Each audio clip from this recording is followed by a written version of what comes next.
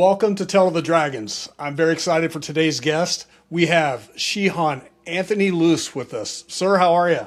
I am doing fantastic. Always happy to talk to a fellow martial artist. I have to ask, seeing you at the IA Mars tournament this weekend, how was it? Did you have that burning desire to be out there and compete? I know you were dealing with a shoulder injury. Yeah, always I've loved competing all of my life. Even back when I was a kid playing schoolyard games, all the way into my martial arts career. So yeah, always. What led you to martial arts? I start. Oh man, so I started in 87 or 88, so 1987 or 88. I was very, very young.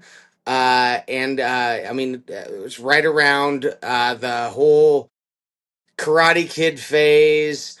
You had all of those like 80s, like kung fu style movies that were around, and those were very, very popular. So I'd watch those, and it just kind of spiraled from there.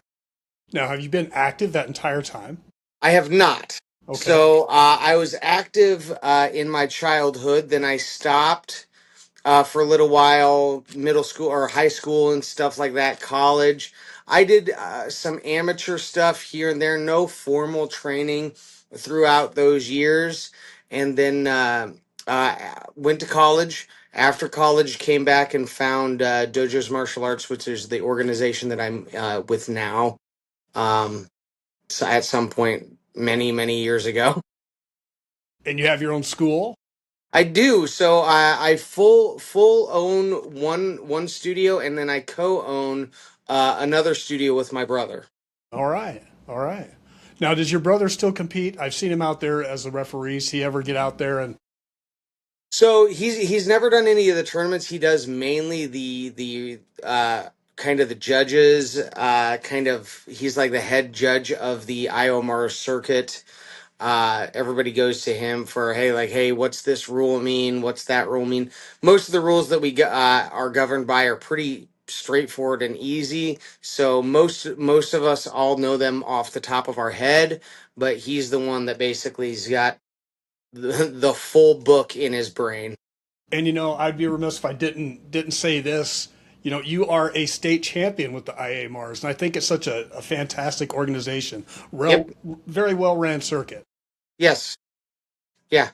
I th- I mean, we couldn't run it without all of the awesome support that we get from not only the local competitors, but we draw from everything from like Minneapolis, Chicago, the Omaha area, and the Kansas City, St. Louis area. So really, in the our local group here, we're pulling from studios from all over the place, and it's fantastic. Yeah, it really is a good tournament. I Yeah. really enjoy that. Yep. So back to your martial arts. Um, so in the '80s, you were fired up, and to leave, go through college, go through that whole process. What brought you back into it? I mean, what was the draw? Me and my brother were talking about this, and I was like, and not to like shine a shadow on kind of who I am as a person, but I'm a fighter through and through. When I was in middle school and high school, I was kind of known for the guy that would get in and tussle with people. I'm not saying that that's a great way to be known. It's just part of what my personality was. I've always been what I would consider somewhat of a fighter. Um, did a little bit of amateur stuff without any formal training. Got in there and traded with some guys in a ring for a little bit. Nothing crazy or formal or anything. Just a little bit of fun. And then went to college. Came back. Once I got back to Iowa, it was literally just like, hey, there's a karate studio. I walked in and signed up, and the rest is history from there. I didn't even really do too much research about Dojo's martial arts. I just saw the karate sign, walked in, and started training again. Fell in love with kind of the program. Worked my way kind of up through the ranks. By the time I was an advanced belt, red, second red, my instructor saw, I guess, some potential in me for teaching and stuff. So I basically took over his adult program, and I was just teaching all the adults. And I worked my way kind of back backwards to teaching from adults all the way down to our youngest kids, which we teach down to 4 years old. So, And I have to say, just from social media, it looks like you guys have a lot of fun. oh man, it's. I tell everybody I have found my forever job. So, the one of the things that I'm really blessed with is this is all I do for a living. I don't have like a 9 to 5 and then come into the studio. I eat, breathe, and sleep this place. So it's all I do for a living. So how has that transition been to being a professional studio owner, professional martial artist? I would say, how has that teaching evolved since you first started? Trial and error is the big thing. I tell everybody, I was like, you're going to have 150 drills on the top of your mind, and you're going to try to play through them with your students, and you're like, man, that did not work at all. It's really trial and error on like, okay, how, what is the main thing we're trying to teach? If it's a self defense technique, if it's a combo, if it's a skill set or whatever we're teaching, what's the end goal and how do we get there? And I like to reverse engineer my stuff. I was like, okay, if I want to see him look like this at the end, where do we build from there? What's the step before that? What's then the step before that? And trial and error, you find out what works and what don't, or what doesn't, and then you really refine your curriculum and your not only your curriculum but your teaching style, because then when it comes time to testing your students, if let's say you got 100 students and all 100 of them aren't picking up the material, well then you got to look at yourself like, okay, how did I deliver this material to my students? Why didn't they pick it up? And if all of them are picking it up, they're like, okay, how do I make this next progression a little bit harder to challenge them? Have you ever had a student or students that you just see that it's just not connecting, and you have Well, to reinvent the wheel? absolutely. And believe it or not, that happens all the time. Everybody in this world is going to have strengths and weaknesses. One of the things that I'm really finding is like, and I hate back in my day, the little quote thing, when we're talking about people my age, what we did as kids is we ran around, we jumped around playgrounds. You didn't have to worry about like coordination, teaching, stuff like that. Nowadays, with all of the electronic devices that everybody's using, you're seeing a decline in not just coordination, but strength and conditioning, fitness ability, just the overall athletic ability with people. And that is probably, in my opinion, one of the biggest challenges that we are overcoming in the martial arts community. And realistically, that could be kind of transferred into sports in general, uh, nationwide. That's a very good point. I've never really thought about it that way. Like you said, back in our day, outside playing, Hmm. riding bikes, jumping, doing Yeah. crazy stuff, and Yep. yeah. So when you do come across that, how do you work the physical aspect of the conditioning into it Yep. too? Yep. So if you understand the way that people learn, okay, people really learn three different ways. Auditory, I say you do. Visually, if you see me do something, you can repeat it. And then kinesthetically. So literally, like if I'm saying do an outward block, boom, I physically move your arm to where I need it to go, and then you can understand that. So everybody learns all three ways, but usually one or two of them are better than the others. So, really getting down to your students' level and understanding how they learn is the best way always to kind of bridging that gap on, hey, they're an auditory learner. Just tell them to do something and they'll be fine. Have you had students that just come in and they're just a natural, they pick it up, and you're like, I need to keep an eye on this one.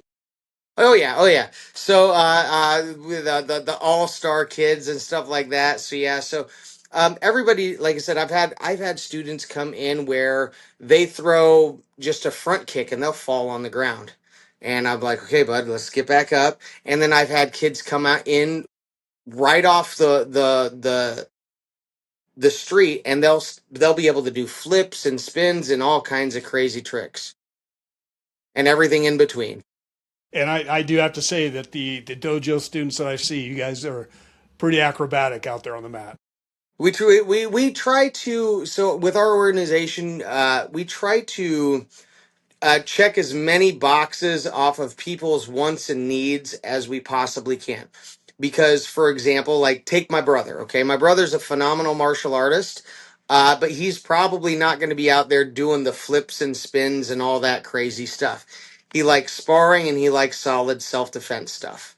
Um, I am the same way. I'm probably not going to be doing all the flips and spins, but I can throw 540s and stuff like that. But it's not my like forte and cup of tea. I'm more of a hey, let's trade some hands and do some katas. Did you ever get into the mixed martial arts scene at all?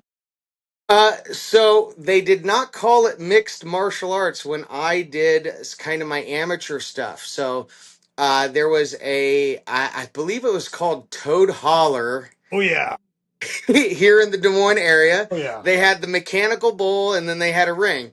I did a little bit of that stuff. And I think they called it no holds barred fighting at the time. They didn't really, mixed martial arts really didn't exist. I mean, it existed, but they didn't call it that at the time. So, uh, but yeah, so yeah, that was a fun time. So, You went like old school. You might fight a guy that's coming out of the bar and hmm jump in the ring. My cousin did that. You are yep, nuts. yeah, that was. I was young. Yeah. I'm so happy that I was old enough that I didn't that generation had already passed. So Right? Yeah. I'm very happy for that because it's a lot of fun to watch. Yeah. Oh, yeah. And well, one of the things that I say is like, I mean, with the emergence of like the MMA stuff and UFC and all of that, stuff like that was on like the cusp of the beginning of that. So I get a slight little itty bitty claim that I was there at the beginning. Well, what was the moment, or did you have a moment where you're like, okay, I need to stop doing this? I mean, it was so for me. Again, I've loved fighting all my life. There becomes, and this is one of the reasons why I really like the Iowa Mars circuit. So I'm uh past 40 now. So anything full contact, and I don't care about getting hit hard in any way, shape, or form. I'm not a fan of the healing process of being laying waste to anymore. I had my rotator cuff done last week, and that'll take almost 6 months to a year to fully recover from. So it's the healing process that I'm not a huge fan of anymore.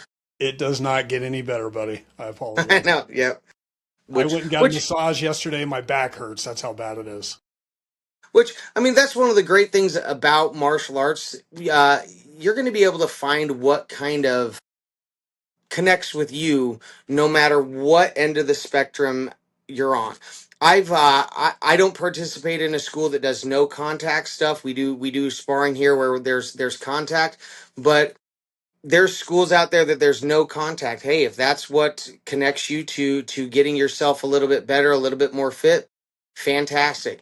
If the light contact stuff is where you want to go with light contact or point fighting or even like the continuous sparring where it's no knockouts and stuff like that, that's fantastic all the way up into the full contact MMA style stuff. So there's a wide brand that really can cater to almost anybody. Talk to me about your martial arts. What do you teach? How what's your style? Yeah, so American Kempo Karate is our base style, but it's not, and it's based on the Ed Parker. I actually got Ed Parker book one right here. Uh, when I can read, I try to. My ADHD really plays havoc on my reading brain, but that's our base style. So all of the terminology that we use, like upward blocks, inward blocks, outward blocks, all of that stuff comes from that lineage, but it's evolved so much more beyond the typical like Ed Parker karate that was taught in like the 50s, 60s, and 70s, even like 10, 15 years ago. uh to what we kind of do right now. The best way that I could describe what we do here at Dojo's Martial Arts, it's American Kempo karate with some kickboxing flair. So we do in some of our classes we wear the full 14-ounce gloves, the shin instep gear. We do leg kicks, we do body kicks, head kicks, punches, all of that stuff in some of our classes, and then we do our point fighting stuff as well. Have you seen the light go off in any of your students' eyes when they get out there and spar for the first time, and just that Oh, confidence that comes with that?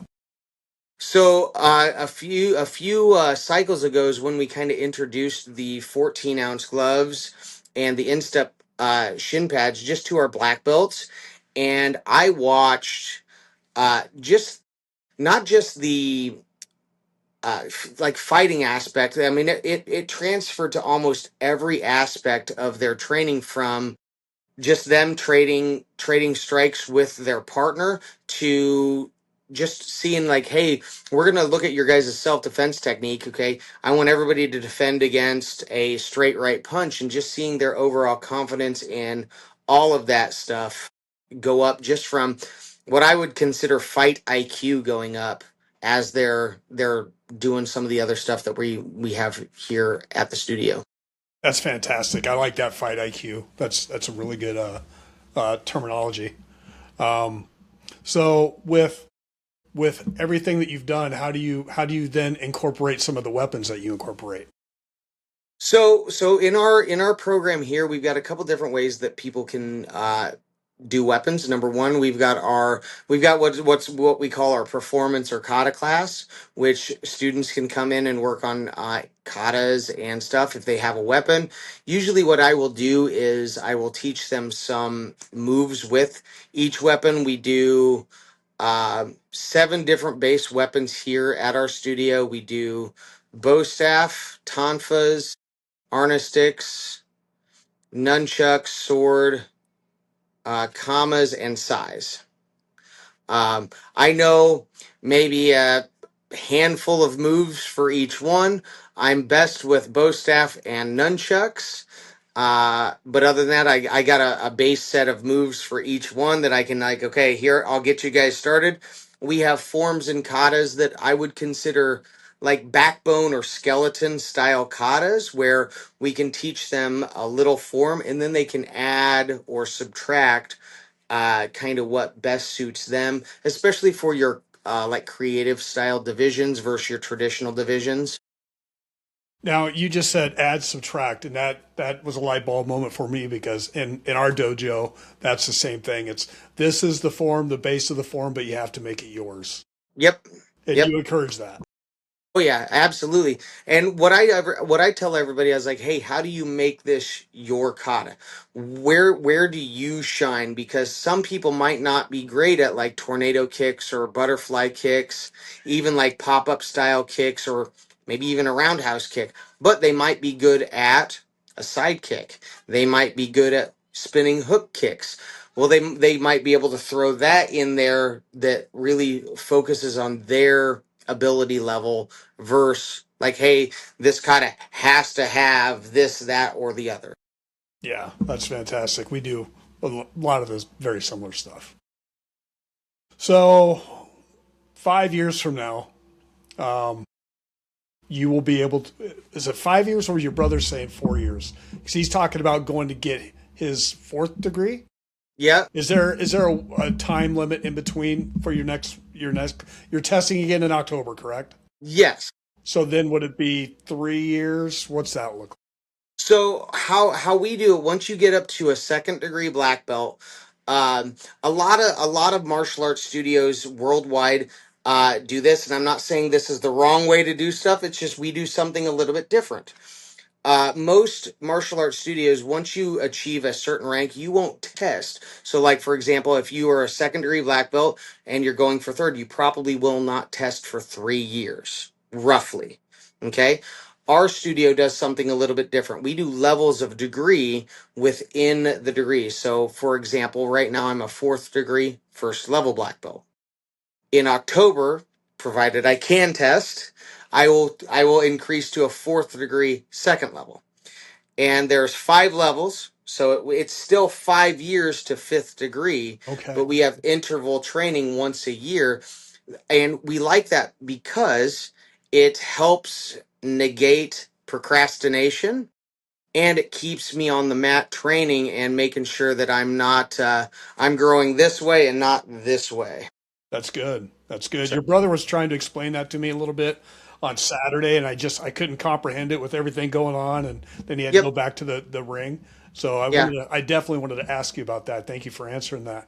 And then, So tell me about your testing. What does that look like? man, so okay, so I'll kind of lead you through basically white belt to black belt, and then degrees, because we got it's a lot. So um how our testing works is there's minimum time ranks or time frames for each rank. If you're a beginner belt rank, so white, yellow, orange belt, the minimum time is about 10 weeks before you can test for the next rank. Once you get to purple belt, which is our first intermediate belt and above, that becomes 15 weeks. So right about 3 months, and then you can advance in rank. And then each rank and belt has its own requirements, and we cycle through all of our stuff, rinse and repeat, and keep everybody progressing. Once you get up to where you're going to be testing for your first grade of black belt, because we do it's a little bit different. So like right when you get your first black belt, it's not automatically a first degree black belt. We do what's called grade black belts and then degrees. So it's about 4 years in our organization, 4 to 5 years to first grade black belt. It's about 8 years to your first degree of black belt, because you got to get all the way through the grades, and then you start getting bars on your belt and everything like that. Now, our black belt testing process, it's really broken up into 3 days. Day number one is our black belt pre-exam. This is where we test basically your physical abilities. You have to do all of your push-ups, pull-ups, sit-ups. We do some board breaking, sparring, and that's about it.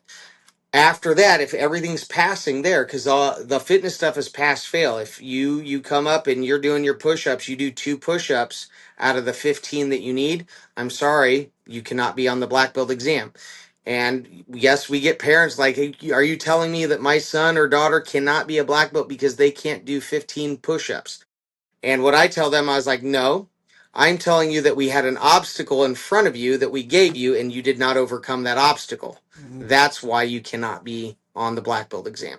It has nothing to do with the push-ups, but it is about the obstacle. Can you overcome it?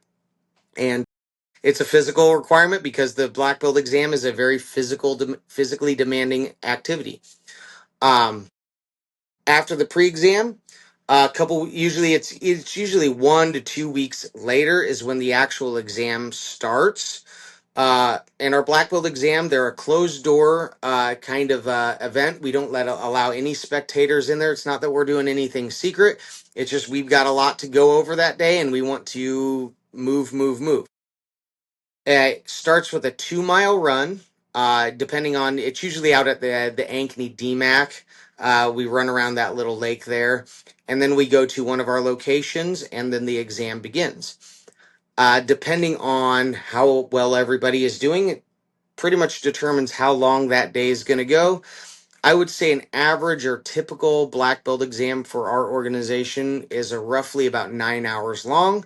I've had some go a little bit shorter, some go much longer. So it just depends on how everybody's doing. If you're doing good, it's shorter. If not, we will be there until they see what they need to see. So What will you have to expect on your test? yeah, so when I start preparing, as I'll get all the forms and katas that I feel like I need to get ready. Then I will get I'll run through all of my basics, make sure all the stuff is ready to go, fitness, um, and then kind of be prepared for whatever they kind of throw at me. Being one of the higher ranks in our organization, you never know what they're going to kind of throw at you. My last exam when I went for fourth degree, It was me and two other guys because I had to travel down to Arizona to test. There were two other higher ranks there that we were doing like 2-on-1 self defense. Then they had everybody that was 18 and over kind of make a circle, and then they were randomly running at you and attacking you. So you had to be eyes in the back of your head. Somebody grab you from behind, and I came up with an obscured elbow and I caught a guy in the chin. I felt bad. I'm like, I'm sorry, and the instructor goes, "Say sorry later. Keep testing." Keep going. Yeah. So I went up to him afterwards, like, "Hey, I didn't mean to actually elbow you in the chops, but it was intense." So, like I said earlier, for people out there, you are a state champion martial artist. How do you? I know with the shoulder injury and whatnot, but without the shoulder injury, how often are you training? What's your regimen look like? Every week, even now, I'm doing what I can, but I am never inactive where I'm not doing something of some sort. Um, my typical day, not during the summer. During the summer, I have summer camp stuff going on, but a typical day, Monday through Friday, is I get to my martial arts studio anywhere from noon to 1 o'clock. And what I do is, so sitting down doing computer work is a major drag to me. So and being a martial arts studio owner, I have to do some of that stuff. It is still a business where I have to do all that stuff. But I get bored very easily, so I'll get up and I'll do a few katas. I'll hit the bags. Sometimes I'll put one of my heavy bags kind of in the way between my front and my office, and every time I walk by it, I'll do 20 roundhouse kicks to it. And but yeah, I am always training, so never off. What do you love most about training? My favorite thing has always been sparring. Just the contact I've always been okay with that and a fan. Uh, I think that a couple tournaments ago, Mr. Simmons popped me with that spinning heel kick to the eye. I went to the bathroom to make sure my eye wasn't pointed that way, and it was still that way. I'm like, okay, I'm good. And I got back out there, and I was able to finish and keep going. So I'm not. I'm a solid guy, so Yeah, I think you he kind of can hit walked me. into that one a little bit. I Yeah, recall that kick. I leaned away. Yeah, that was pretty. That was a big boom. Yeah, that's a big guy. So, all right, now we'll circle back to stuff that um, martial arts movies. You know, Oh yeah. you talked about Karate Kid. Yep. That was definitely one of the ones early on for me too. Coming out of the theater, everybody's doing the crane kick, right? Then Bloodsport. Any other martial arts movies for you that are just like your staples you go to? So any of those like kung fu style ones, so Last Dragon was one of those ones that I just absolutely love. Bruce Leroy and Shonuff. That was a great one. Sidekicks with Chuck Norris. Literally any of those, Bloodsport, Karate Kid 2. All of those martial arts style movies were absolutely great. I even like the original Mortal Kombat movies. I even like the original Street Fighter movie, and that thing was Oh it's my goodness. awful. It's awful now, but yeah, I was just a huge fan. Ninja Turtles. Yeah. Oh yeah, I mean, they all don't of it. make karate movies like they used to. Yep, nope, all of that stuff. So So, are you going to work on a musical form now? Now that you say Last Dragon, you got to get that Last Dragon theme going and do a I musical know, yeah. form. So the goal was to have one actually done, and I've got a bow staff form that's actually it goes with from Street Fighter. So Guile, Yeah. his theme song was what it was going to be. So I got to figure something out. I feel like the Mars tournament it's changed way too much now. We got guys taking their tops off, going out there. You know, I was joking because I bought a sleeveless gi, right? And then I see him take the shirt off. I'm like, well, I can throw that thing away. Yeah. He comes up to me and he's like, "Hey, I think I'm going to take my shirt off." I'm like, "Why?" And he's like, "It'll be fun." I'm like, "Okay, Yeah, I to think each their own." if I had a physique like that, I probably would do the same. Right. Yeah. Yeah. Well, let's shift just a little bit. Let's talk about legacy. What would you like your Yes. martial arts legacy to be? Oh man. So this is all I want to do for a living. I would like to be able to pass the studio on to a future generation at some point. I'm probably going to be doing this for 20 plus more years. So just being able to if I'm able to have my studio that long, I think that would be the staple for kind of me of being like, hey, you've made so much of a positive impact in the community that it's time to hand the reins off. So I think as far as legacy goes, that would be the ultimate kind of glory for me. Just being able to be around for 20 more years and handing it off. I feel like for martial arts, the respect that each student has and they the way they carry themselves, the world would be such a better place if more people were in martial arts. I agree. I So, agree. how about a life without martial arts? Could you imagine that? What that would have looked like for you? So before I did this for a living, I was actually a mechanic. So I'd probably still be turning wrenches and doing something that I've always liked working with my hands. So I would probably still be doing that. But I will say that when I gave my 2 week notice that I was stopping that to open up a studio, that was a pretty satisfying little discussion that I had with my supervisor. Very cool. Well, sir, I really appreciate you coming on. Yeah, That was fantastic. yeah. I'll have to reach out to your brother, get him on. I'm going to shoot Mr. Wilbur an email, get him on as Yeah. well. I Hmm. just want to anything I can do to help the martial arts community and get your stories out there is what this is all about. Yeah, absolutely. Happy to help out. And I thank you and good luck on your healing. I know, And right? yeah,